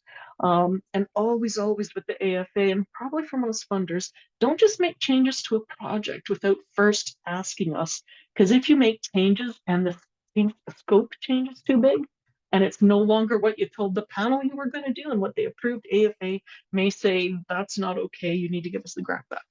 So it's really good to reach out always in advance. And we're never going to be hard-nosed or nasty or whatever about reaching out in advance. We will do everything we can to help you navigate that with the best outcome for you, because AFA is not about give us the grant money back because we're not happy with whatever. That's having grant money or a refund of a partial grant is always a last case scenario. So we work really hard to make sure that the grants go to the artists, because that's the whole point and where we want the money to be going. On average at the AFA, about 20% of applications per deadline are successful. And that's the same for all the individual project streams, because say what our director does is that the budget is it's modified so that that's equitable across. So if you apply for music, there's not a 50% success rate as opposed to literature with 10. That doesn't happen. Some exemptions, of course, are the scholarship awards. There was only one recipient, and the AAA program or the arts acquisition program. I think they have a kind of a similar stat, but I'm not, it might be a bit lower. I'm not sure. It depends on how many applications they get and their budget as well. Really important point. If you are unsuccessful, that does not automatically mean that you're not good enough or that your project or your art lacks merit, because I think it's the first way we feel, is we feel super disappointed and be like, oh my God, I'm just not good enough.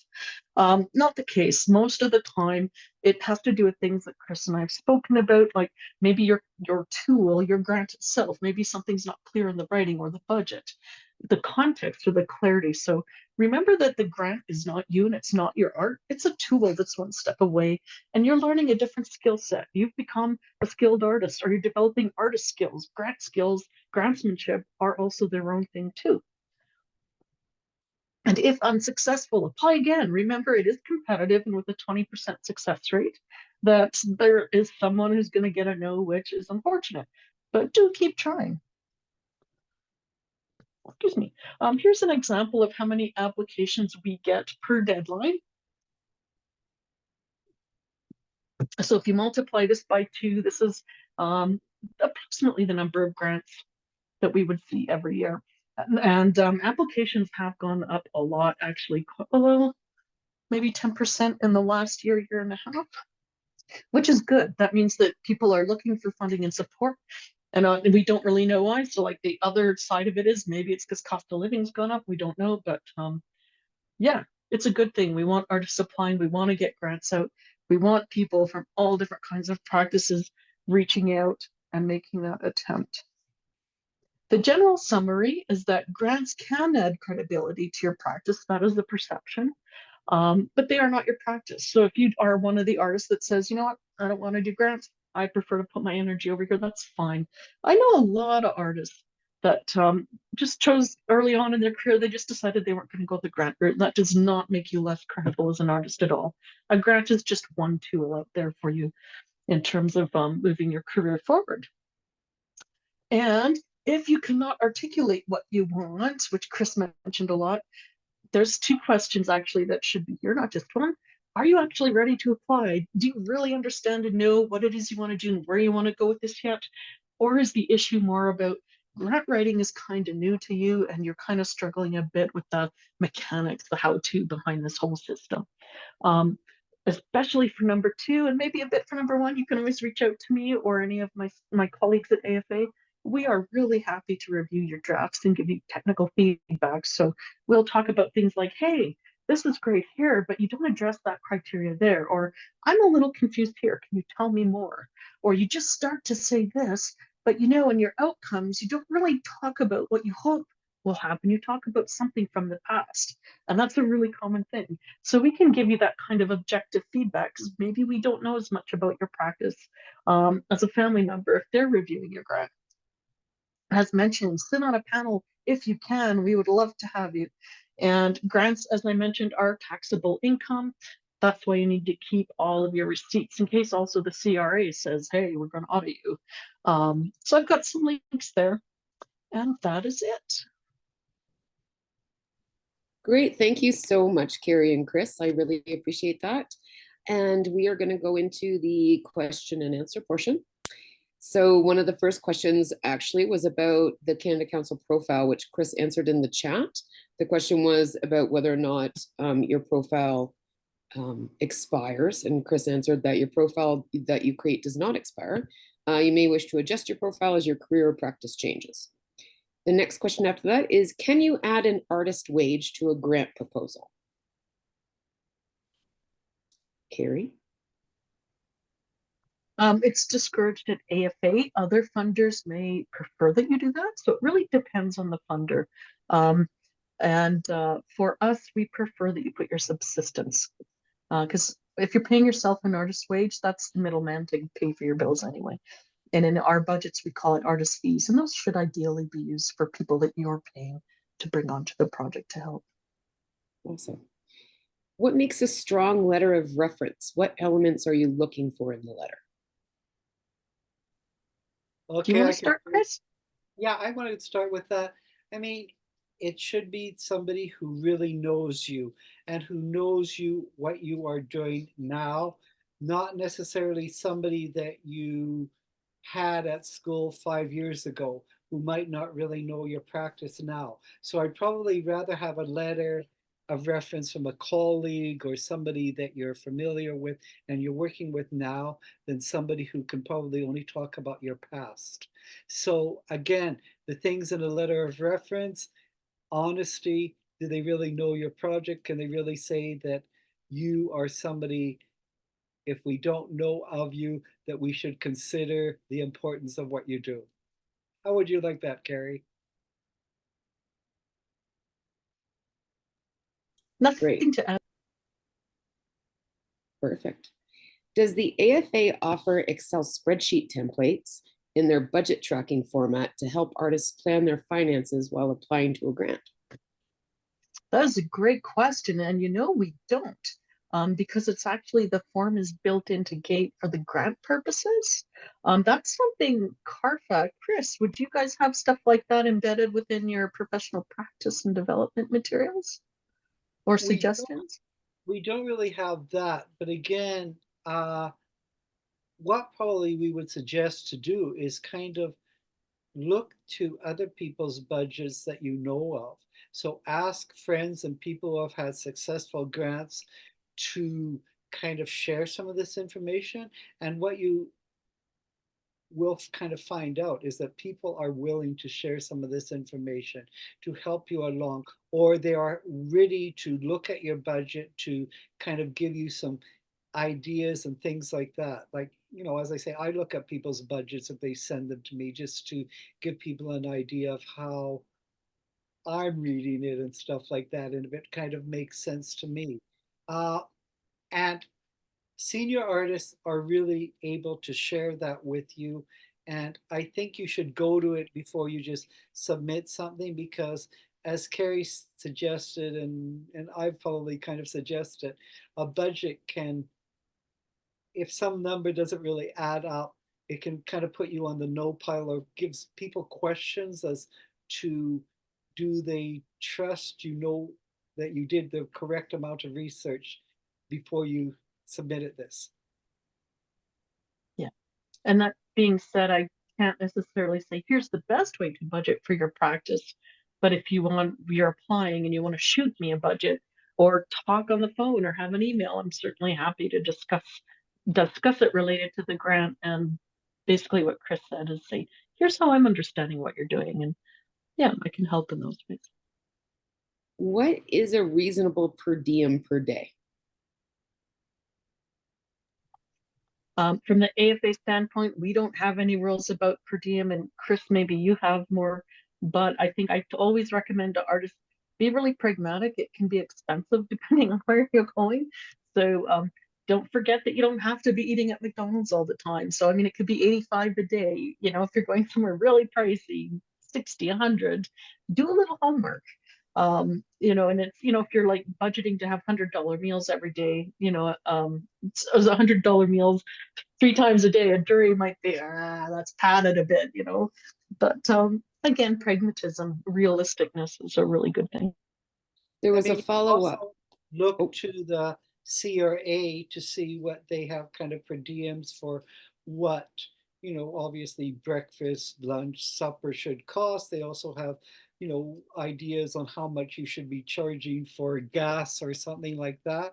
And just remember, the CRA might be on the high side of things. So, you know, a nonprofit, you know, might say, you know, $50, $60 for your meals, which is, as we know, right now is far too low. So you have to be kind of realistic in certain kinds of places. I mean, you know, you probably cannot get a breakfast for under $20 in a restaurant. We do know that. So just think about logically what meals cost and say that could be a per diem, as Kari suggested, $60 to $90 a day. No one is even going to question that at all. And if you put down 300 a day, they would begin to question. But that's where you have to kind of use logic, you know, in a certain kind of way to just figure out what is really required in your per diem. You know, and usually, you know, a lot of per diems have just $5 for gum and a chocolate bar or something like that. Also add that in. There was a follow-up regarding the per diem about effective October 1st, 2023, the memorial, and it lists out sort of the different per diems in the chat if anyone wants to have a look at that. There was also a follow-up regarding the template, the budget template. And that was, she said, thanks. I was more asking about a template that already broke down the categories and auto-calculated for accessibility purposes. They often mentor artists who aren't very good at math. So what I will say, I'm not sure if you guys have access to something like that, but I think I actually might have something like that I might be able to send out to all the people who registered for tonight's event. That's just a general sort of Excel sheet that does some math for you.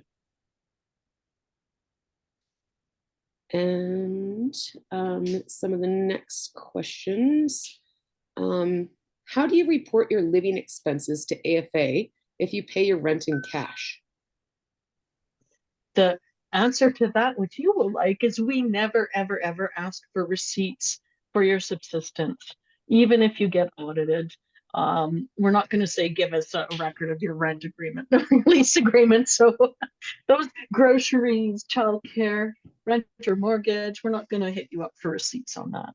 And I mean, and again, you know, those costs are usually, there's a typical range anyway. So yeah, you're okay is the short answer. The next question is, does it pitch? Go Sorry, ahead, that Kari. being said, make sure you get receipts from your landlord just for your safety. Definitely for your records. Does a pitch deck qualify as additional supported material? I would probably say the pitch deck is kind of like another way of doing a business plan. And so those questions are probably you are kind of answering the who, what, when, where, why, and how when you actually write a grant. So that would be just another way of doing something. So it's kind of like me just including my business plan or my artist plan and vision for myself for the next 3 years. I don't think many juries would really want to see that, but I definitely would use my pitch deck when I'm writing my grant, because you've done 90% of the work is right there. You're just dividing the sections and putting them in the right places and the right questions. That's what I'd say. Okay. Do you have scholarships for MFA students? The AFA does not have a scholarship for MFA students, but that's okay because you can apply for your MFA to the individual project grant programs. So the least kind of broken down way you can apply is by year. Some people choose to apply for the full 2 years, but strategically, if you apply for year one, for the tuition, subsistence, materials, and supplies, and if you time it so you get your final report in and approved, sorry, before the next deadline, then you technically have the opportunity to access another 15,000. So absolutely, AFA is one of the very few funders that allows applications for post-secondary. Sorry, for MFA, PhD, undergrad. Which is awesome, by the way. Can you give some advice on how to find curators for consideration for art shows? They're a painter. And I think this talks to the sort of presentation of your practice. Like, how do you go about securing something like that? Okay, as I say, that probably is not an easy one. I think this is really part of doing your research beforehand. And so how are we even going to find curators? Well, we have to, talk to our friends, join clubs, go to openings, meet curators and stuff like that, get to know them to see if they would be at all interested in what we do and stuff like that. So there's no kind of list and you just apply to them at random. This is a kind of the complex thing of networking that we have to really find people that actually suit our needs and what we do suits their needs. So this is not a quick and easy sort of thing. I think this is something that is going to be taking time to do and getting somebody really interested. It's like if I want to be part of a commercial gallery, it's not just going to happen overnight. Some of these decisions happen over 5 years. So I think that's what we have to think about our career in different sorts of ways, and don't expect something to happen overnight, especially if you're trying to involve other people into your practice, because it has to be a fit that they need you and you need them. That's probably my answer. It's perfect. And also, that's a great point you brought up because I forgot to mention this. As artists, you can apply to the AFA to create your own exhibit. Some people do that where they're like, I just want to rent the space, put up a little pop-up show for a week, a day, a night. That's an eligible project. Also, if you're looking to gain curatorial experience or you're a curator, you can apply to the individual project grant to curate an exhibit as well. So there's some other ways in that you can create opportunity for yourself through a grant. I didn't know that. That's fantastic. And Do you look on LinkedIn too. A lot of people do put down that they are curators there. So that's one networking site that people actually write down their independent curators, or if you look at things like that. The next question is, do you know of any organizations that help with grant writing? Elephant Artist Relief. Different sorts of organizations, like just so people do know, CARFAC Alberta is going to have another session that you can look at our website on March the 6th, which is going to be more like a session with 2 people who have been successful at receiving grants, Dwayne Martineau from Edmonton and Nick Wilson from Regina. Nick Wilson is going to be, dealing with the idea of budgets and things like that. So you can go to carfacalberta.com and it should be up tomorrow and register for this session. It's free. It's again on a Wednesday night on March the 6th. So lots of places. The Edmonton Arts Council regularly has grant writing sorts of help. So does Calgary Arts Development Agency in Calgary. There's a lot of places where you can get help. And remember, anytime you are applying for a grant, if you apply early enough, your advisor or your consultant at the granting agencies should be your best friend. If you talk to them early, they will help, as will organizations like CARFAC and whatever. If you are early enough in your application, people are there to help you. That's awesome. Thank you, Chris. And just quickly before I forget, I second what Chris said. And in addition to like just one-on-ones, you can book a one-on-one with any of our staff.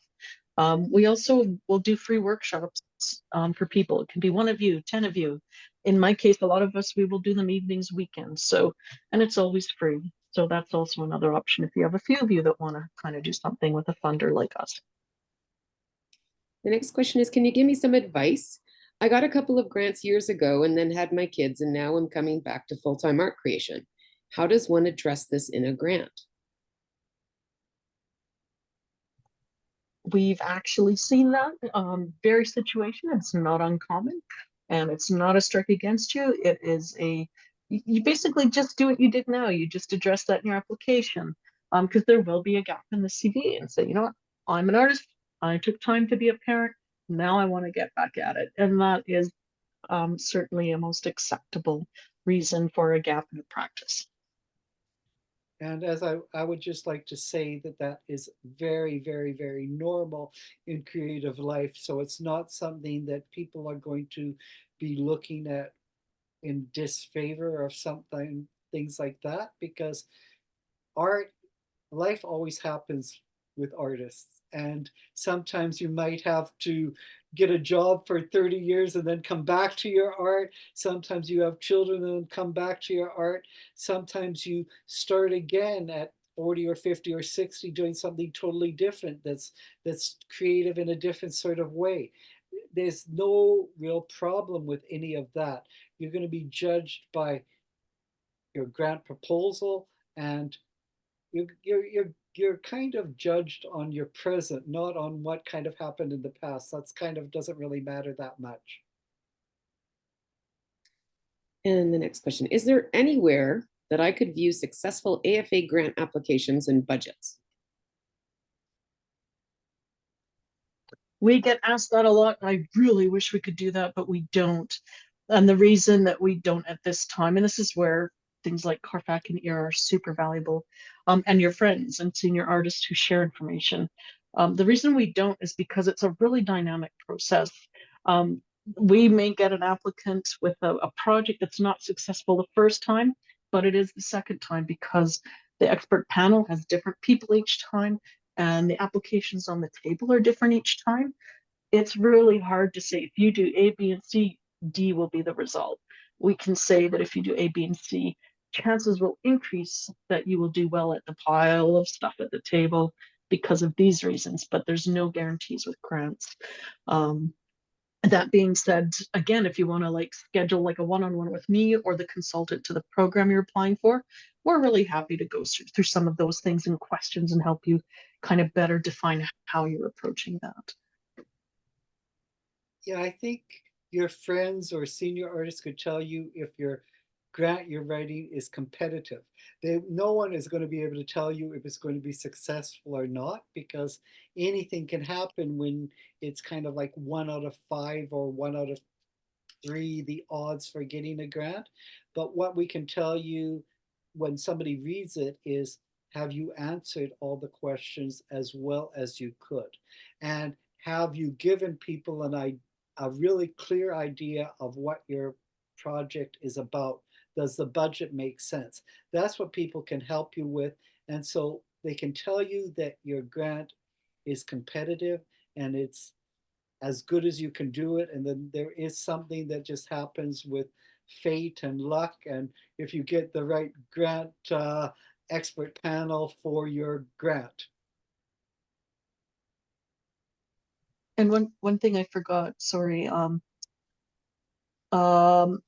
even when you're writing clearly in a certain way, the really important thing to touch on is the myth is that there's magic grant speak. There's not magical grant speak that will kind of increase your chances of the grant. In general, I coach people to write in a style that is comfortable for you, because then that will help it will make sure that you're speaking in as clear a voice as you can.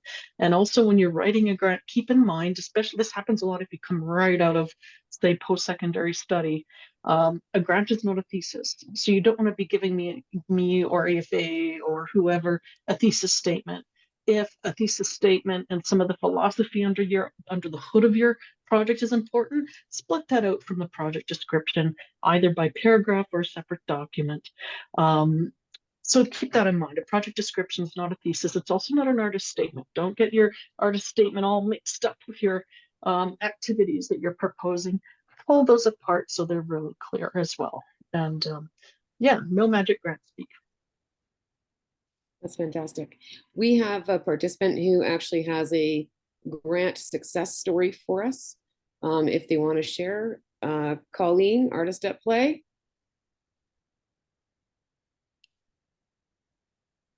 Are you here? A moment. Hello. I can't see you because there's a line right in front of where I am. So if you could show me how to close so I can see myself a little bit. Gallery. There we yeah. go. Up. There we go.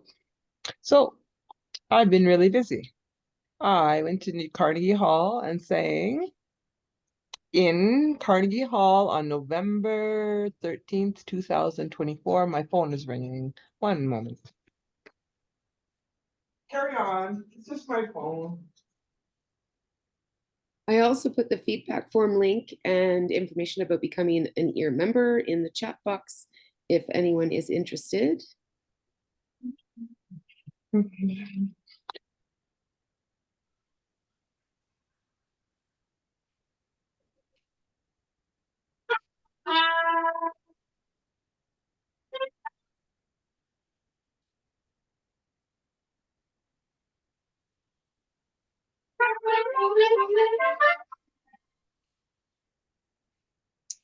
Okay, Colleen, Artist at Play, did you want to tell us the story? Not really. It's very hard for me to do screens. So I got Ah. some help writing a grant. I proposed. It was like the bad marriage thing, twice the bridesmaid, never the bride. And then I got a grant. Oh, praise the Lord. And I had cheaped myself. And the next time I go to New York, I can certainly stay at the 4.5-star hotel again, but this time there will be an ensuite so I can rest when I need to, so I don't have a heart attack, maybe a heartache or a panic attack, whatever you call mania. And then my phone won't ring off the hook. How are you doing? Oh, very nice, curling my hair because I have curls this big and they are purple going on pink. So if you have an issue with my harmonica, take it up with me personally and let me rest because I'm eating avocado with garlic and I'm tired. That's all. Thanks.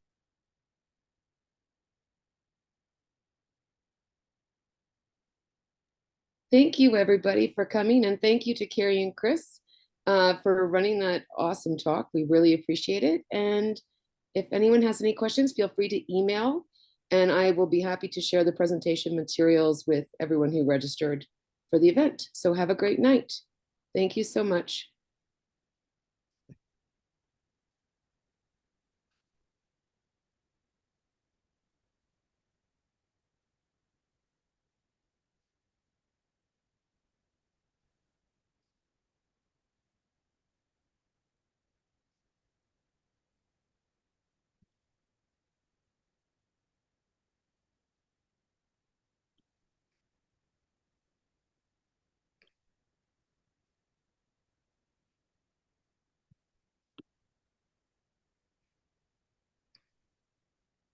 So we'll just wait until it clears out.